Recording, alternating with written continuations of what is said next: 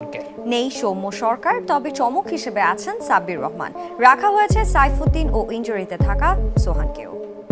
International এক্সপিরিয়েন্সটা একটু দেখতে হয়, যেহেতু আমাদের এখানে ইনজুরি লিস্টটা এবার অনেক বেশি, তো সেই হিসাবে চিন্তা ভাবনা করে একটা মিডল অর্ডার ব্যাটসম্যানটা আমাদের দরকার। এই জন্য যেহেতু আমরা ওয়েস্ট ইন্ডিজও এই টিমের সাথে ওকে পাঠাচ্ছি ওডিআই। আমি মনে করি এটা ক্রিকেটের জয় হয়েছে। মিঠুনের কাছে পাত্তাই পেল না বুলবুল আসিফ, গোপনে সাব্বিরকে দলে নিল মিঠুন। দর্শক, বিস্তারিত জানতে ভিডিওটি না টেনে একেবারে সম্পূর্ণ দেখতে থাকুন। আজকে থেকেই শুরু হয়ে গেছে এশিয়া কাপ, আর এই এশিয়া কাপের দলে জায়গা নিয়েই চলছে তুমুল আলোচনা ও সমালোচনা। ক্রীড়া উপদেষ্টা আসিফ মাহমুদ ভুঁইয়া আর বোর্ড সভাপতি বুলবুল জোর দিচ্ছিলেন নতুনদের উপর, তাদের পছন্দ ছিল তরুণদের উপর।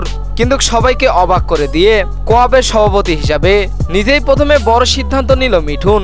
গোপন উদ্যোগেই নিল সাব্বিরকে দলে ফেরানোর জন্য।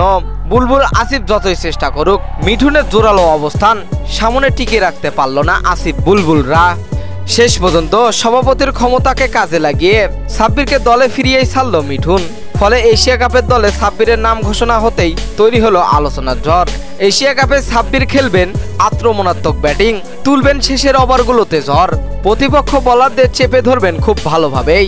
আর এই ব্যাটার থাকলে বাংলাদেশের ফিনিশিং অর্ডার নিয়ে চিন্তা করা লাগবে না। তো দর্শক, মিঠুন ক্ষমতা দিয়েই সাব্বিরকে দলে ফেরালো। সাব্বির কি মিঠুনের সেই ক্ষমতার প্রতিদান দিতে পারবে কি এশিয়া কাপে? কি মনে হয় আপনাদের? জানিয়ে দিন এই বিষয়ে আপনাদের গুরুত্বপূর্ণ মতামত আমাদের ভিডিওর কমেন্ট বক্সে। এতক্ষণ আমাদের সঙ্গে থাকার জন্য অসংখ্য ধন্যবাদ।